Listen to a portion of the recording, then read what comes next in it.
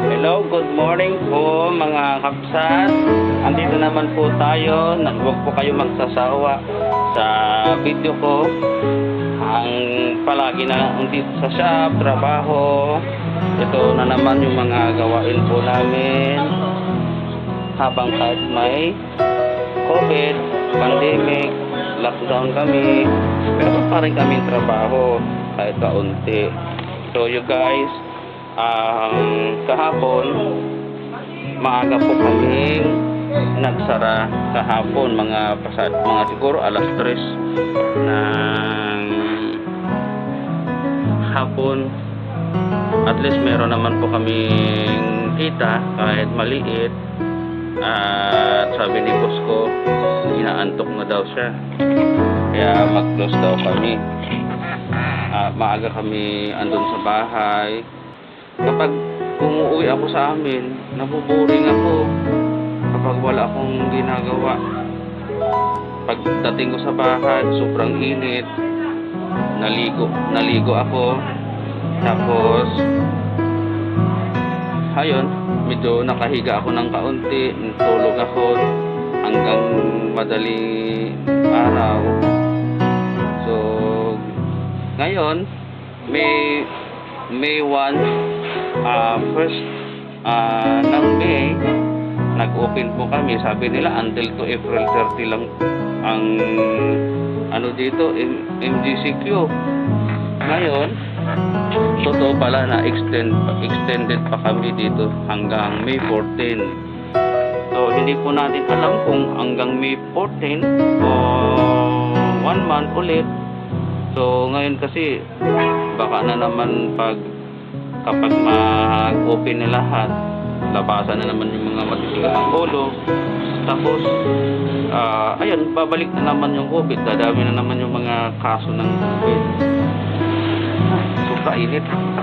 Hindi pala naka-on yung electric fan ko. So dapat i-on ko. Ayun. Sige.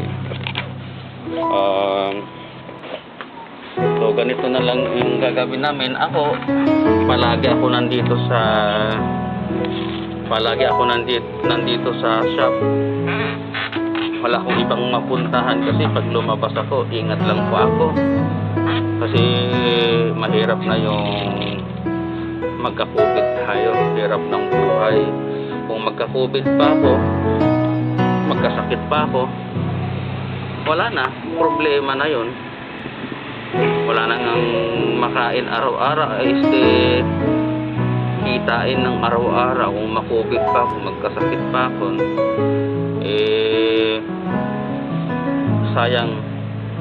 Sana naman ngayong May 1, sana po pumating na yung mga customer namin. Marami na kaming trabaho, bumalik po kami sa normal. So hopefully mga kapsat, mga be, sana mag-ingat din lang po din kayo. Palagi po tayo naka-wear ng face mask, o yung pupunta po kayo ng palengke, suot po kayo ng face mask at face shield, para nakaprotekta po tayo na hindi po tayo dapuan ng COVID virus. So ngayon po, ngayon meron akong gagawin, isang customer na gagawin ko yung palitan ko ng garter. May-ari nito yung Bombay. Ito yun. Gagawin ko may-ari ng Bombay. Nakalimutan ko kahapon. Hindi ko na palitan ng garter. Ito yung kahapon ginawa ko. Pinalitan ko ng slider yung wallet niya, hindi naman kinuha. Tapos ito yung bag, pinalitan ko din siya ng slider, antay ko hindi rin kinuha. Siguro baka pumunta kasi maaga naman kami umalis, nagsara kami agad-agad. So see you guys. So magsimula ako sa trabaho ko, kailangan tapusin ko yung garter ng Bombay. baka darating na yung customer ko, hindi ko pa po tapos. So saka na lang mamaya i-continue ko po yung pagbablog ko po sa inyo. Thank you guys. Hello, welcome back again. Good afternoon po sa inyo lahat. Nandito naman po ako. I-continue ko po yung pagbablog ko. Ngayon hapon na po, 4:30 ng hapon. So maaga po kaming mag-close ngayon. At natapos ko na rin yung mga trabaho ko. At kinuha na kanina lahat ng mga ginawa ko. Ito pa yon, hindi pa nila kinukuha yung iba. Kaya ililigpit ko na yung laptop ko. Tapos antayin ko na lang yung boss ko. I-deliver na yung ginawa ko kanina na mga tila na ginawa ko kanina. So ngayon guys, maraming salamat sa inyo guys na hanggang sa muli po, another video ang i-upload ko po sa inyo. So thank you po sa panonood nyo sa video ko. Hopefully na subscribe po kayo sa channel ko at i-like at i-share nyo po sa mga kaibigan. Hopefully na